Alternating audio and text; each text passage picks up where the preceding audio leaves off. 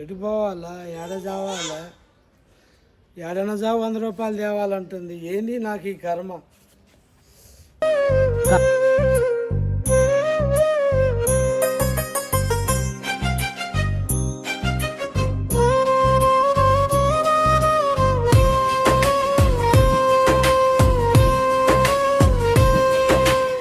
ఏముందిరా ఏముందిరా జీవితం అంటే ఏముందిరా, వచ్చినప్పుడు ఖాళీ చేతి వెళ్ళేటప్పుడు ఖాళీ చేతిరా. పుట్టుక నుంచి చావు వరకు చిన్న ప్రయాణం రా, మధ్యలో ఉన్న క్షణాలే నిజమైన సంపదరా. డబ్బు గొప్పతనం కాదు మనసే గెలుపురా, మనిషితనం కోల్పోతే మిగిలేది ఏముంటుందిరా. ఏముందిరా ఏముందిరా జీవితం అంటే ఏముందిరా.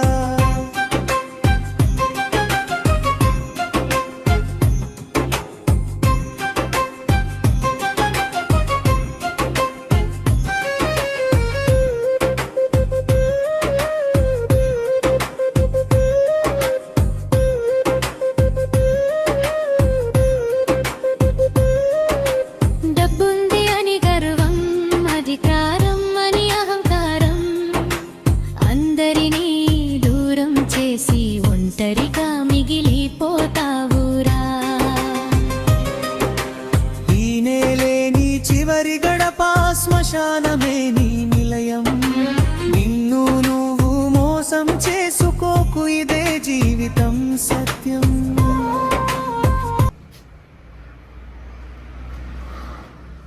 ఏ పెద్ద మనిషి ఏంటి సీసాలా అమ్మటావా? సరే అడిపోయి తీసుకుంటున్నా. తీసుకుంటా. ఇవన్నీ కనపడతలేదా? అడిపోయి ఇక కొత్త మనిషిలా కనపడుతున్నాయి. ఈ ఊరికి కొత్తేనండి. కొత్తేనా? అందుకే తీసుకుంటానని అడిగింది, కొత్త కాబట్టి. అదేనా? వామ్మో, బాగానే కష్టపడ్డావుగా, బాగానే సంపాదించినావుగా. కత్తి ఏమిటు?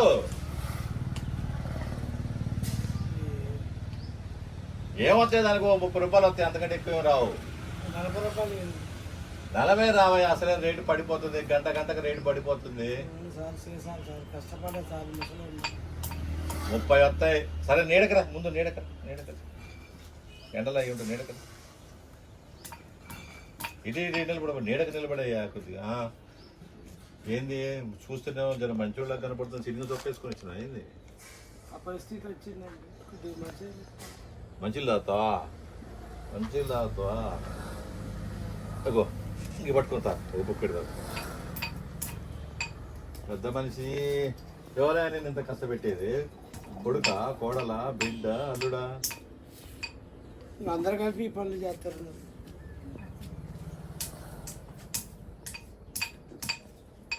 పాపం బాగా దూపం మీద ఉంటుంది. పొద్దున వచ్చిందండి.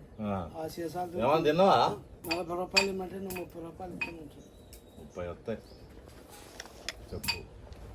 కొడుకులకి 2 కొడుకులు. ఎన్ని ఎకరాలు పెంచినావు? ఒక బిడ్డ. ఎన్ని ఎకరాలు పెంచినావు? కొడుకులకి సరే ఒక 10 ఎకరాలు ఇచ్చాను. ఓరాయను. మరి నీకు ఈ కర్మ ఏంది? నేను ఒక 2 ఎకరాలు ఉంచుకున్నా. నాకు ఆరోగ్యం బాగాలేక 2 ఎకరాలు అమ్ముకొని చూసుకున్నా. కొడుకులు 1 రూపాయి ఇవ్వలే. బిడ్డకి లేదా? బిడ్డకి వాళ్ళ అమ్మమ్మ వాళ్ళు నా భార్యకు 1 ఎకరం కట్నం ఇచ్చాను. ఆ ఎకరం బిడ్డకి పెట్టినా. ఆ బిడ్డకి పెడితే నువ్వు కొడుకులకి ఎక్కువ. నీ జాతకం బాగాలే, రేటు తగ్గిపోయింది. నువ్వు 40 అడిగినావు, 30 ఇద్దాం అనుకున్నా, కానీ రేటు పడిపోయింది. ఇద్దాం అనుకోలేదండి, ఇస్తానన్నారండి. ఇస్తా అని కూడా అన్నా, మరి రేటు చూడండి. నేను ఇయ్యను. ముసలి ఎవరికైనా రేటు చూసే ఇస్తా. అమ్మ ఒక 20 ఇబ్బంది పెట్టకండి. ఒక 20 అమ్మ. చూడు పెద్ద మనిషి, నేను నీకేమీ మోసం చేయట్లేదు, ద్రోహం చేయట్లేదు. రేటు ప్రకారంగా తీసుకుంటా. వ్యాపారం ఎట్లా ఉంటుందండి? ఇగో 20 రూపాయలు ఇస్తున్నా, తీసుకో. మోసం చేస్తారండి. మోసం కాదు ఇది. 30 అన్నారండి. రేటు చూసినా మా వ్యాపారం. 30 లేదు లేదు, తీసుకో. పెద్ద మనిషి ఇక బో. ఎక్కడ పోయినా ఇదే పరిస్థితి అండి. ఇక బో. వ్యాపారం ఇది, రేటుని చూసి వ్యాపారం చేయాలి. నువ్వు అనుకున్నట్టుగా రావు. పో మాట పోతే మాట రాదండి. పో పో పో.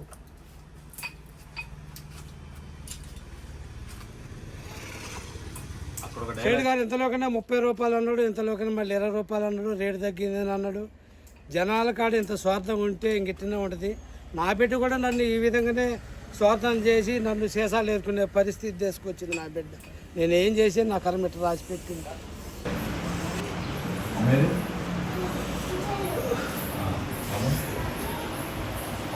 అమ్మా అమ్మా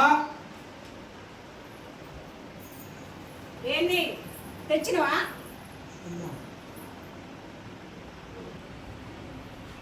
అమ్మా తెచ్చింది తల్లి, కాకపోతే కప్పులు కడగలే, దొంగతనం చేయలే, జేబులు కొట్టలే, ఆడేడ దొంగలు ఆడుకొని బీరు సీసాలు అమ్ముకొని తీసుకొచ్చినమ్మా. కాకపోతే తల్లి నేను నీతిగా బతికిన, నిజాయితీగా బతికిన, ఒకరితో మాటపడకుండా బతికిన తల్లి. నాకు ఈరోజు ఈ కష్టాలు వచ్చినాయి అమ్మా. తెచ్చినమ్మా, ఇస్తాము.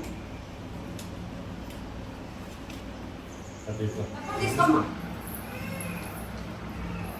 ఏంది 20 తెచ్చినావు? 100 ఏది? అమ్మా ఆడేడ ఎత్తుకొని బీరు సీసాలు అమ్ముకొని నాకు 20 రూపాయలు తెచ్చింది తల్లి. 20 రూపాయలే తెచ్చినావు.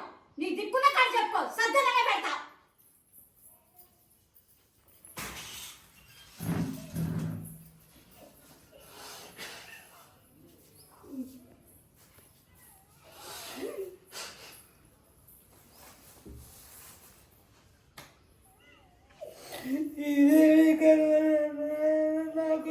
ఇద్దరు బాధ ఒకటే. నిన్ను బిడ్డ ఇబ్బంది పెడుతుంది, నన్ను కోడలు ఇబ్బంది పెడుతుంది. నువ్వు ఏం చేద్దాం?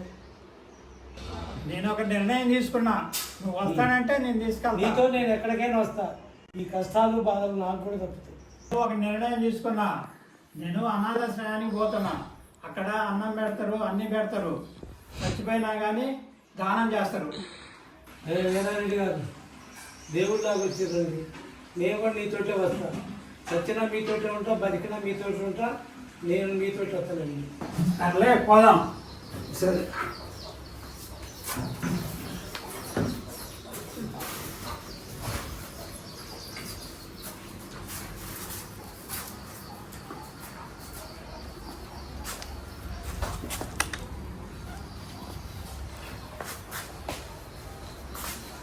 పెట్టేస్తుంది పోదాం తొందరగా.